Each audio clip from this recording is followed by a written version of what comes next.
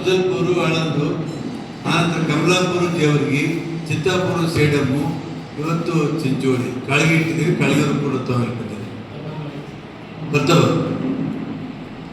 ಒಟ್ಟಾರೆ ಚಳುವಳಿ ಆಂದೋಲನ ಕಟ್ಟುವಂತ ಅಡಿಪಾಯವನ್ನು ನಾವು ಹಾಕೋದಕ್ಕೆ ಹೊರಟಿದ್ದೇವೆ ಅಂತ ನನಗೆ ಅನಿಸ್ತದೆ. ಬರೀ ಇವತ್ತು ಬಸವಣ್ಣನ ವ್ಯಕ್ತಿ ಪೂಜೆ ಮಾಡಕ್ ಬಂದಿಲ್ಲ, ವಿಚಾರ ಪೂಜೆ ಕೂಡ ಮಾಡಬೇಕಾಗಿದೆ. ವಿಚಾರವನ್ನು ಎತ್ತಿರಬೇಕಾಗಿದೆ, ಪಾಲಿಸಬೇಕಾಗಿದೆ.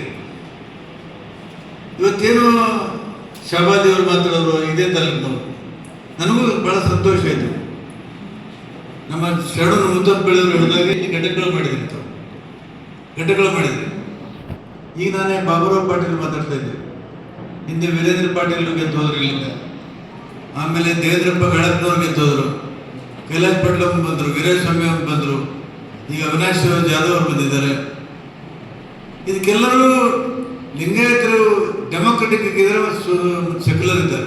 ಆ ಕಾರಣಕ್ಕಾಗಿ ಎಲ್ಲರೂ ಒಗ್ಗಟ್ಟಾಗಿ ನಾವು ಕೆಲಸ ಮಾಡ್ತೀವಿ. ಪಕ್ಷ ಭೇದ ಭಾವ, ಜಾತಿ ಭೇದ ಭಾವ ಯಾರೂ ಇವತ್ತು ನಾವು ಮಾಡಿಲ್ಲ. ಆ ಕಾರಣಕ್ಕಾಗಿ ಲಿಂಗಾಯತರ ಬಗ್ಗೆ ಅಪಾರವಾದಂಥ ಗೌರವ ಇದೆ. ನಮ್ಮ ಬಗ್ಗೆ ಯಾಕೆ ಜನರ ಬಗ್ಗೆ ಗೌರವ ಪ್ರೀತಿ ಇದೆ ಅಂದರೆ, ನಾವು ಯಾರನ್ನು ಕೂಡ ಕೀಳುಮಟ್ಟದಾಗಿತ್ತು. ನಮಗೆ ಯಾರು ಕಲಿಸಿದ್ದಾರೆ ಅಂದರೆ ಬಸವಣ್ಣ ಕಲಿಸಿದ್ದಾರೆ. ನೀವು ಯಾವ ಥರ ಇರಬೇಕು, ಯಾವ ಥರ ಬದುಕಬೇಕು, ಯಾವ ಥರ ಮಾತಾಡಬೇಕು, ಯಾವ ಥರ ನಿಮ್ಮ ಜೀವನ ನಡೆಸಬೇಕು, ಅದನ್ನು ಬಸವಣ್ಣ ಕಲಿಸಿದ್ದಾರೆ. ಆ ಕಾರಣಕ್ಕಾಗಿ ನಮಗೆ ಗೌರವ ಕೊಡ್ತಾರೆ ಬೇರೆ ಸಮಾಜ. ಈಗ ಸುಭಾಷ್ ರಾಠೋಡವರು ಮಾತಾಡಿದ್ರು, ರಿಕ್ರೂಟ್ಮೆಂಟ್ ಟ್ರೈನಿಂಗು ನಮ್ಮಲ್ಲಿ, ಪ್ರೊಫೆಷನಲ್ ಪೀರಿಯಡ್ ಬಿಜೆಪಿಯಲ್ಲಿ, ಮತ್ತೆ ರೆಗ್ಯುಲರ್ ಡ್ಯೂಟಿ ಕಾಂಗ್ರೆಸ್ ಅಲ್ಲಿ.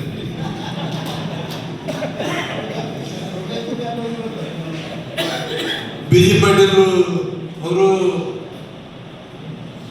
ಚೆನ್ನಾಗಿ ನಡ್ಕೊಂಡ್ರು ಅವ್ರ ಜೊತೆಗೆ.